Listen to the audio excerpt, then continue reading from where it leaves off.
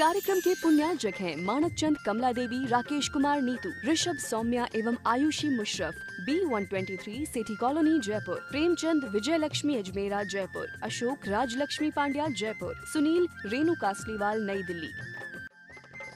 श्री नरेंद्र, श्रीमती सुदेश रानी जैन, विपिन कुमार, संगीता जैन, मुजफ्फरनगर निवासी, प्रवासी दुर्गापुर, पश्चिम बंगाल, संजय दीपा जैन, राजीव सोनिया जैन, पूनम चंद सविता जैन मेरठ, पंकज श्वेता जैन दिल्ली, अभिषेक रिद्धि सिद्धि वैभव, आंचल सोबित जैन एवं समस्त नावला परिवार। Arnav Jain, Aaradhya Jain, doctor Ashish, doctor Anjali Jain, doctor PK Jain, Gunmala Jain, Kirtinagar Jaipur,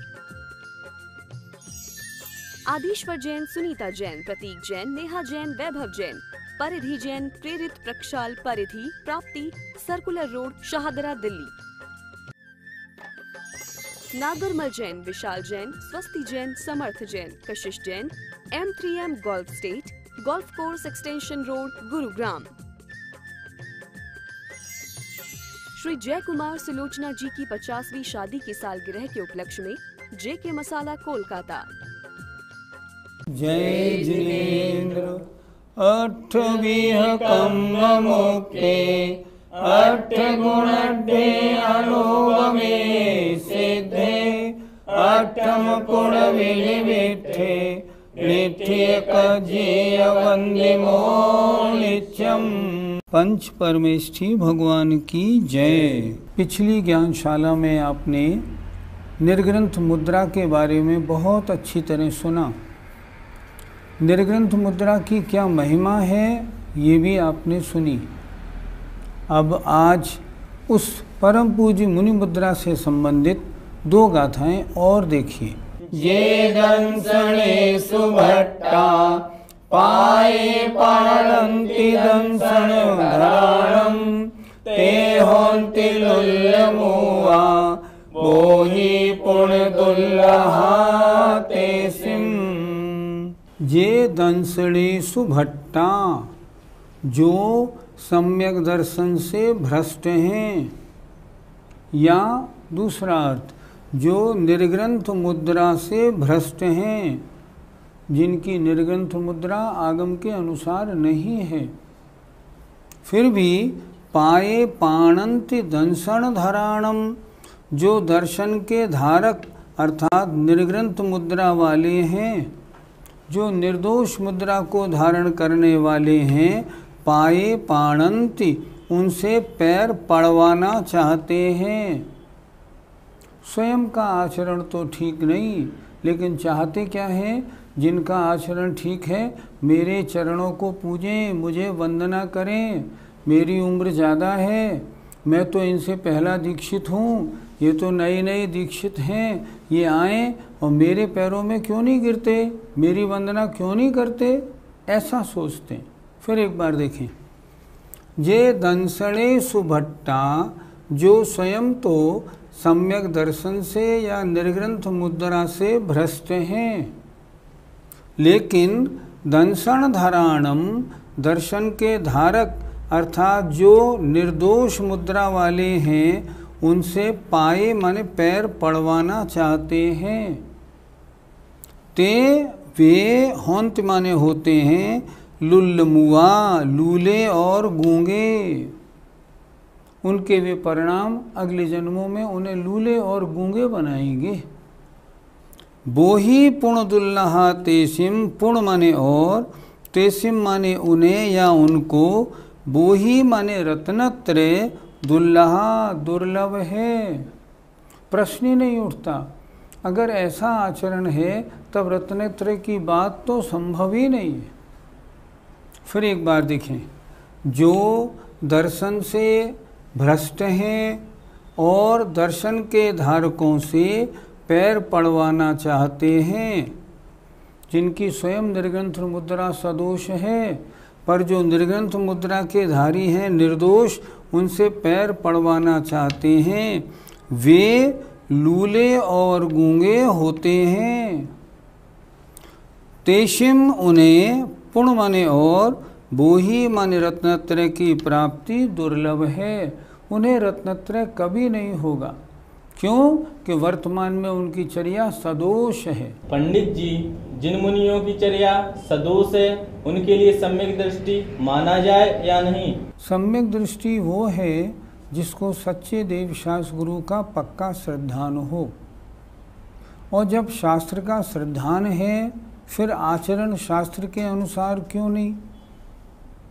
यदा कदा दोष लगना और बात है, लेकिन जो निरंतर रेगुलरली दोष लगा रहे हैं, जानते हैं फिर भी दोष लगा रहे हैं, और तो और अगर उन्हें कोई समझाता है तो समझाने वाले को दोषी ठहराते हैं।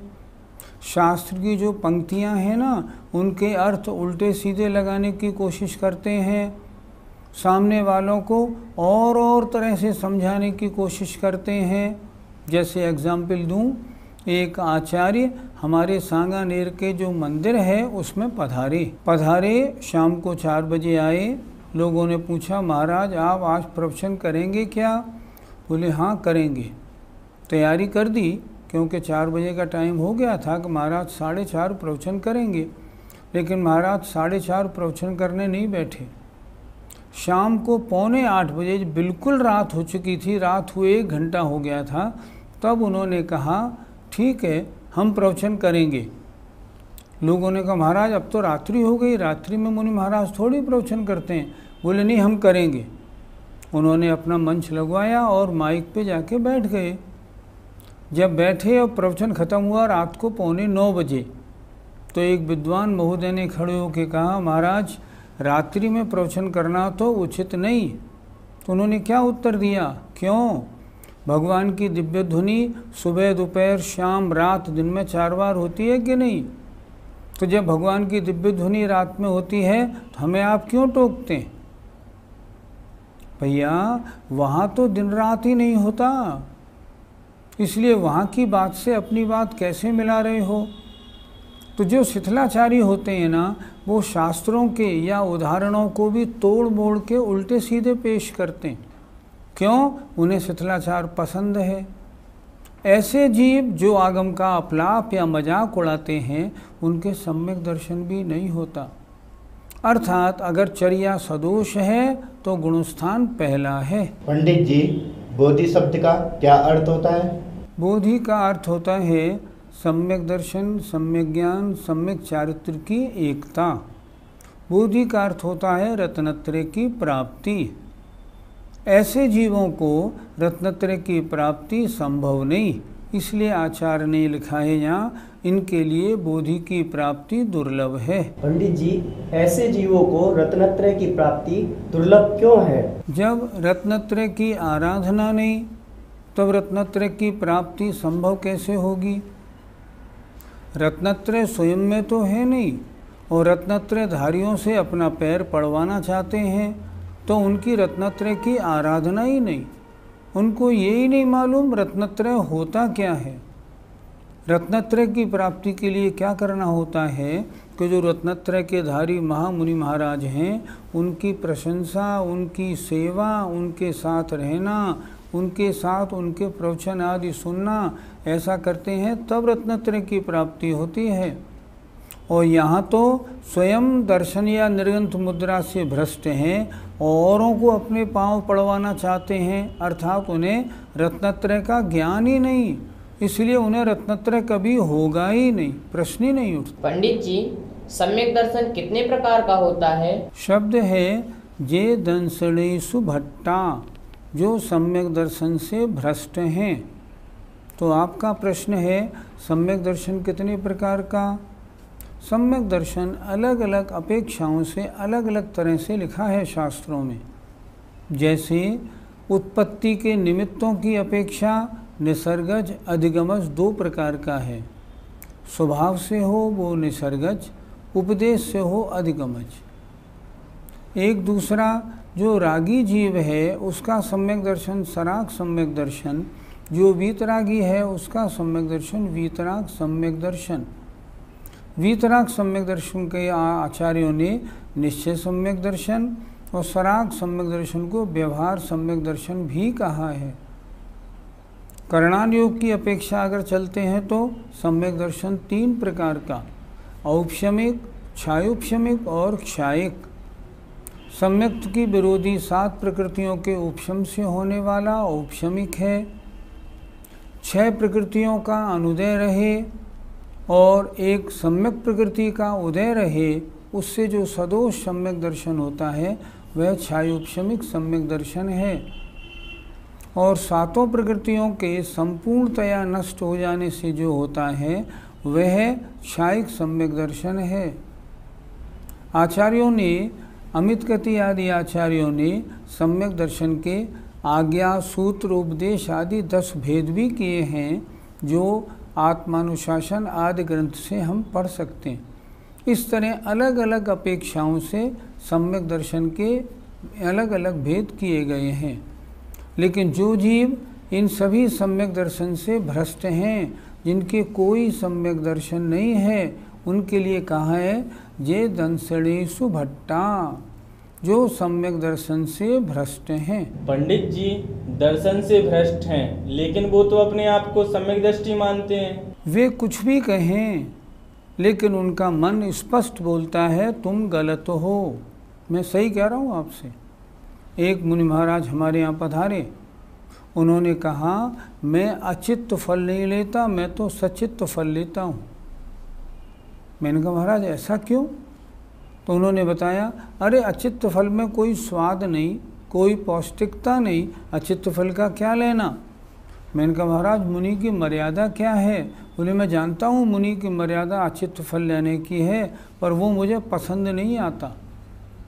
तो मैंने कहा महाराज ये तो गलती है। बोले गलती है तो क्या करूं, मैं तो पौष्टिक फल लेता हूं। तो गलत करने वाले का अंदर आत्मा तो यही बोलती है, यही बोलेगी तुम गलत हो। जैसे मैं दूसरा एग्जाम्पल दूं, आजकल कुछ महाराजों ने मंगलम भगवान वीरो मंगलम गौतमो गणी और मंगलम कुंद कुंदार्यो की बजाय मंगलम पुष्पदंताद्यो बोलना शुरू कर दिया है। एक महाराज आगरा पधारे थे, हमारी उनसे बहुत अच्छी तरह चर्चा हुई। महाराज जी आप मंगलम पुष्पदंताद्यो क्यों बोलते हैं? तो उन्होंने बताया क्योंकि आचार्य कुंद कुंद महाराज से पुष्पदंत स्वामी पहले हुए, इसलिए हम उनका नाम लेते हैं, हम बिल्कुल ठीक हैं। हमने कहा ठीक महाराज मैं यही समझता था। मैंने उनको 18 फोटो कॉपी दी। मैंने कहा मैं ये फाइल बना के लाया हूँ आपके लिए, आप इसका स्वाध्याय करें, अच्छी तरह देखें। आचार्य पुष्पदंत भूतबली से तो आचार्य धरसेन और उनसे पहले भी आचार्य गुणधर कषाय पाहुड़ के जो रचयिता हैं वो तो और भी पहले हुए। अगर प्राचीनता के हिसाब से आपको बोलना है तो आचार्य गुणधर का नाम बोलिए। उन्होंने कहा हमें तो आज तक किसी ने समझाया नहीं। मैंने कहा महाराज मेरी ये फ़ोटो कॉपी आप पढ़ें। उन्होंने फ़ाइल रख ली। अगले दिन मैं गया तो मुझसे बोले आपकी फ़ाइल बिल्कुल ठीक है, वास्तव में मंगलम पुष्पदंताद्यो बोलने का कोई औचित्य नहीं है। उन्होंने क्या कहा मुझसे, अच्छी तरह सुनिएगा। उन्होंने कहा वास्तव में मंगलम पुष्पदंताद्यो बोलने का कोई औचित्य नहीं, बोलना तो कुंद कुंदाद्यो ही चाहिए। तो मैंने कहा महाराज मैं बहुत खुश हूँ आज कि आपने अपनी जो एक बात थी उसको ठीक कर लिया, मैं इसीलिए आपकी सेवा में आया था। अब आप कल जो प्रवचन करेंगे उसमें क्या बोलेंगे? उन्होंने कहा बोलूँगा तो मैं मंगलम पुष्पदंताद्यो ही। मैंने कहा महाराज ऐसा क्यों? अब जो भी हो, अब तुम इसे कुछ भी मानो। मैंने कहा महाराज इसमें तो बहुत सारी गलती हो गई, आप जानते हुए भी लोगों को भटकाने की कोशिश कर रहे हैं। आप जानते हैं गलत मार्ग है, फिर भी लोगों को गलत मार्ग की ओर ले जा रहे हैं, और जो आपसे पूछते हैं उनको आप गलत भटकाने की कोशिश करते हैं। ये तो मायाचारी हो गई, झूठ हो गई, इसमें तो बहुत सारे हो गए। तो जो निर्ग्रंथ मुद्रा से या दर्शन से भ्रष्ट हैं उनको रत्नत्रय की प्राप्ति कभी नहीं होगी। वे स्वयं मार्ग पर आना ही नहीं चाहते, वो जानते हुए भी मार्ग पर नहीं आ रहे। अंदर की आत्मा कभी गलत नहीं बोलती, वो तो बोलती है स्पष्ट, देखो सचित्त फल लेना गलत है, हाँ गलत है फिर भी मैं लेता हूँ। इसका मतलब क्या हुआ? आपको शास्त्रों पर विश्वास नहीं। आपने निर्ग्रंथ मुद्रा धारण तो की है, पर ये आपकी मुद्रा सदोष है, इससे सीधा स्पष्ट मालूम पड़ता है। और जो सदोष मुद्रा धारण करें और उसको ही आगम की आज्ञा माने तो उनका क्या होगा? रत्नत्रय उन्हें कभी प्राप्त नहीं होगा। मैं तो कहूँगा इस जन्म में नहीं, अनंत भवों में भी प्राप्त नहीं होगा। अगली गति ऐसे मुनि महाराजों की कौन सी होगी, भगवान ही जाने। दर्शन पाहुड़ की इस 12 नंबर की गाथा, जो आपकी किताब में 101 नंबर की गाथा है, इसकी टीका करते हुए श्रुतसागर सूरी ने कुछ और भी लिखा है। उन्होंने लिखा है पाए पाणंति, इसकी जगह एक और भी मिलता है पाए न पणंति। क्या मतलब हुआ? स्वयं तो रत्नत्रय को धारण करते नहीं, स्वयं का तो सम्यक दर्शन का आता पता नहीं, लेकिन जो सम्यक दर्शन के धारक हैं, निर्गंथ मुद्रा के धारी हैं, जिनकी चर्या बहुत अच्छी है, उनके पैरों में नहीं पड़ते हैं। आज बहुत से लोग ऐसे हो गए, अपने को ज्ञानी समझते हैं, मुनियों की पूजा वंदना नहीं करते। श्रुतसागर सूरी की टीका उनके लिए पढ़ना बहुत उपयोगी है। उन्होंने लिखा है पाएण पणंति दंसण धराणम। स्वयं तो सम्यक दर्शन से भ्रष्ट हैं। सम्यक दर्शन से भ्रष्ट क्यों हैं? क्योंकि निर्ग्रंथ मुनि की अर्चना नहीं करते, पूजा नहीं करते, वंदना नहीं करते। जो सच्चे देव शास्त्र गुरु की वंदना न करें, उनका क्या? कि वे मुनि हों तो सही, मुनि हैं, उनके 28 मूल गुणों का पालन है, फिर भी अगर कोई उनके पैरों में नहीं पड़ता है, समझना वो भ्रष्ट है, दर्शन से दूर है।